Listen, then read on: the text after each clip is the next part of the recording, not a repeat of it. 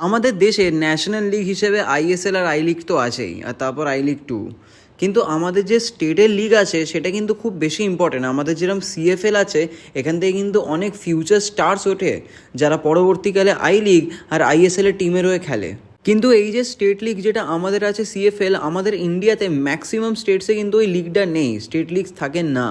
আর এই জন্যই আমাদের ওয়েস্ট বেঙ্গল ছাড়া ইন্ডিয়াতে ওভারঅল কিন্তু ফুটবলের গ্রোথ অতটা হয়নি এত বছরে, কারণ ওদের স্টেট লিগই ছিল না। কিন্তু আস্তে আস্তে সিচুয়েশন অনেক চেঞ্জ হচ্ছে।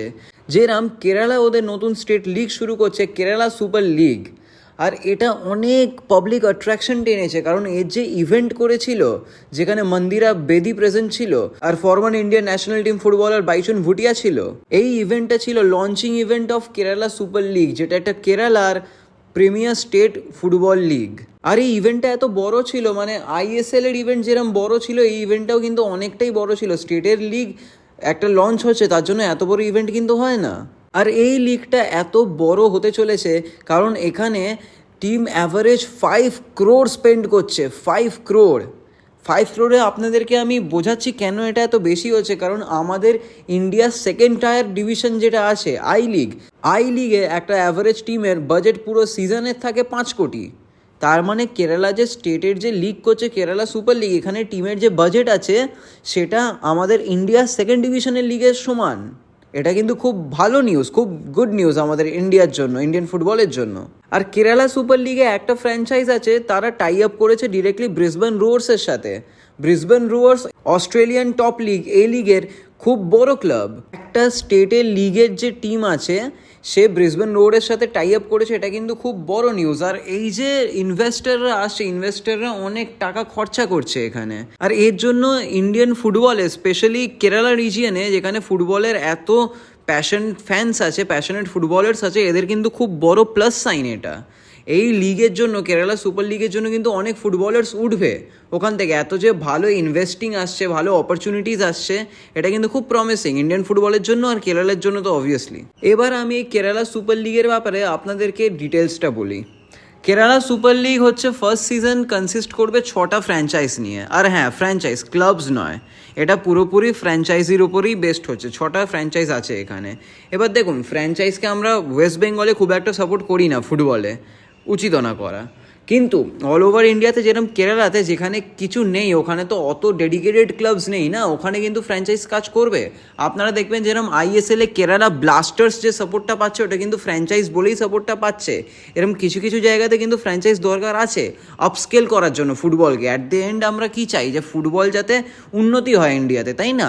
আর এই যে ফ্র্যাঞ্চাইজ বেস টুর্নামেন্টটা হচ্ছে, এর জন্যই কিন্তু ইনভেস্টার্স আসছে এত, আর এর জন্যই ওরা বাজেট 5 crore অবধি রাখতে পেরেছে। তো কেরালার জন্য এটা খুব ভালো সাইন। ঠিক আছে, হোক, ফুটবল হলেই হলো স্টেট লিগে।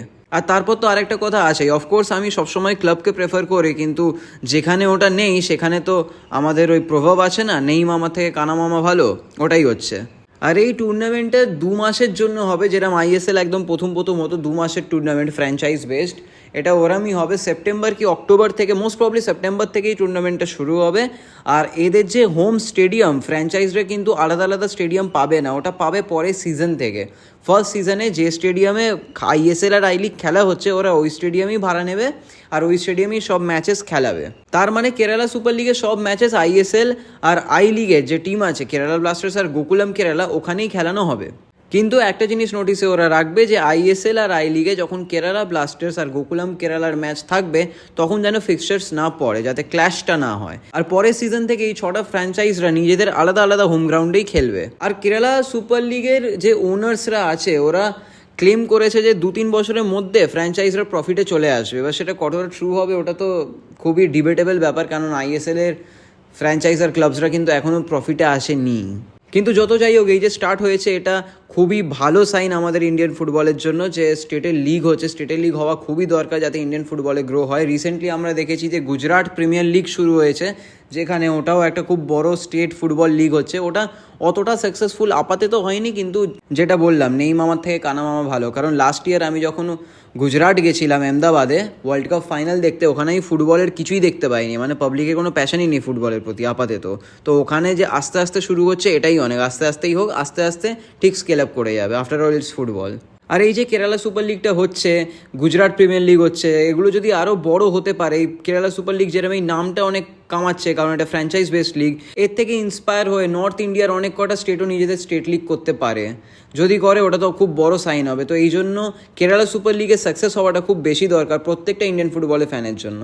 আর আপনার যদি এই ভিডিওটা ইনফরমেটিভ লাগে বা ভালো লাগে, ভিডিওটাকে লাইক করবেন, চ্যানেলটাকে সাবস্ক্রাইব করবেন এরম আরও ফুটবল রিলেটেড কন্টেন্ট পাওয়ার জন্য। And until next time, thank you for watching.